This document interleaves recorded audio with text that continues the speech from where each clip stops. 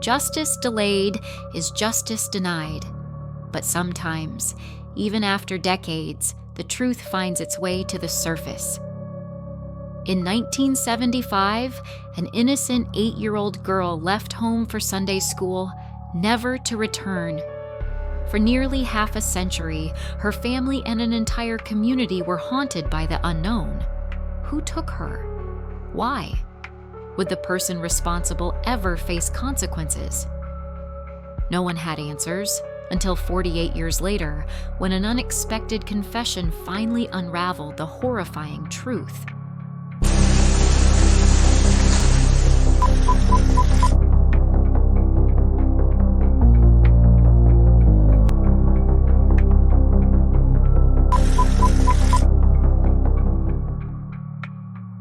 Welcome to Crime Tales, where we uncover chilling true crime stories from different eras.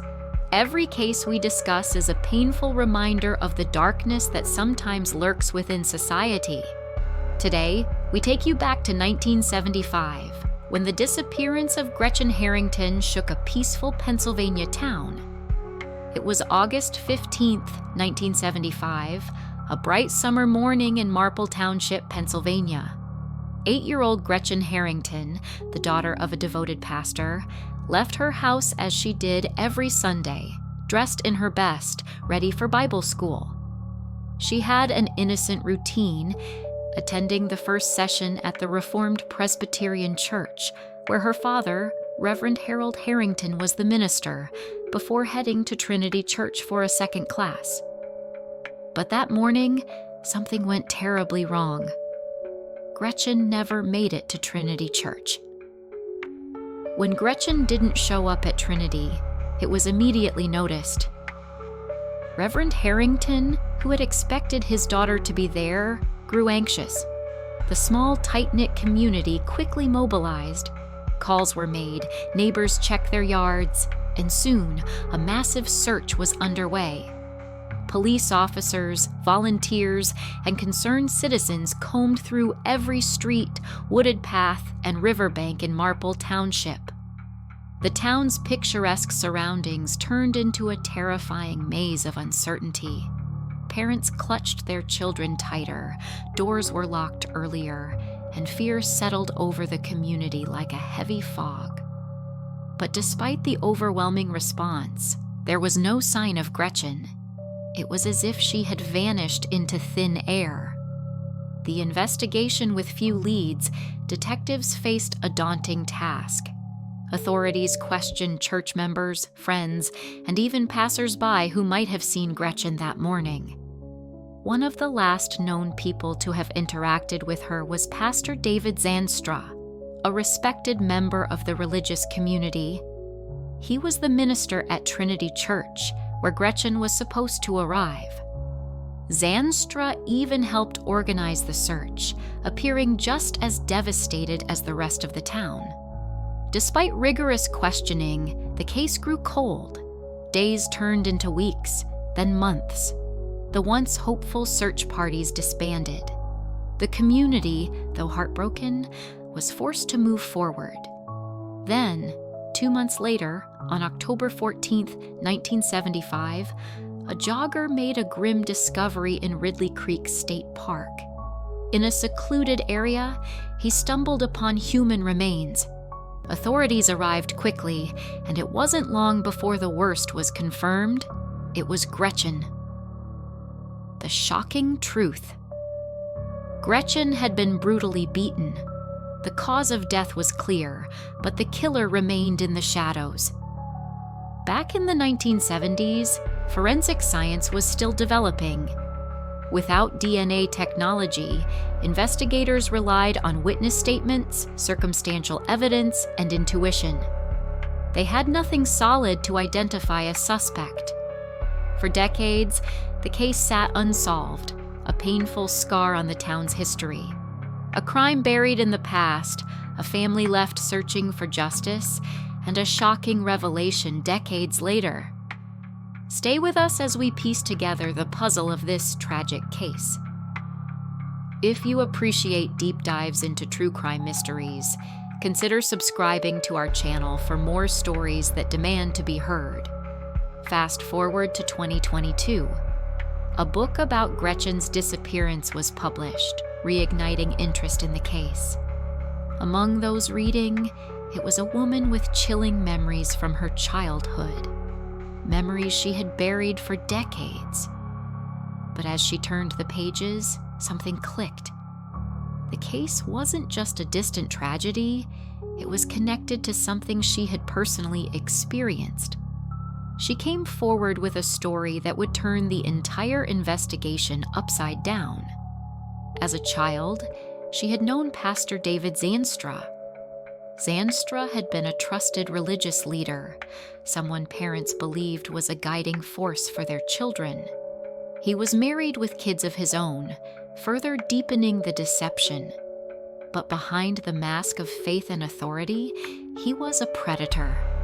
To many, he was a respected religious leader, a man trusted with guiding children in faith. But to her, he had always been someone who made her uneasy. His lingering stares, his overly familiar touches, the way he seemed to isolate certain children. At the time, she hadn't understood why she felt that way. But one particular memory stood out, an attempted abduction that she narrowly escaped. She described an incident where Zandstra had tried to lure her into his car using a soft and reassuring voice. Something in her gut had told her to run, and she had. But what if someone else hadn't been so lucky? Investigators now believe he may be linked to other unsolved crimes, including the 1991 disappearance of Amanda Campbell, a young girl who vanished under eerily similar circumstances. Detectives took her claims seriously. They reopened the case, scoured old police reports, and tracked down former church members. They re-interviewed witnesses, searching for any cracks in the alibi Zandstra had maintained for nearly 5 decades. What they found was troubling. Whispers of inappropriate behavior, disturbing interactions with children, and, most damning of all, inconsistencies in his statements from 1975. Then, in 2023, nearly 48 years after Gretchen's murder, investigators finally confronted him. At first, Zandstra remained calm. He had spent decades convincing himself and the world that he was untouchable. He denied any involvement, maintaining his facade of innocence. But detectives were relentless. They laid out the evidence, the testimonies, the eerie connections between Gretchen's case and his past behavior. Slowly, his confidence began to crack. He shifted in his seat. His voice wavered. Then, the weight of the truth became unbearable. He broke down and confessed. He admitted to abducting Gretchen that morning. He had pulled up beside her as she walked to church, offering her a ride, one she likely trusted, given that he was a familiar face from the congregation. But instead of taking her to the church, he drove to a secluded area. There, he assaulted her, robbed her of her innocence, and when she cried, when she begged to go home, he silenced her forever. And then, in the most chilling detail of all, he admitted to returning to church that same morning. He continued his day as if nothing had happened, leading prayers, speaking to Gretchen's father, and even pretending to help in the search efforts. For 48 years, he had hidden in plain sight, but justice, no matter how delayed, had finally caught up with him.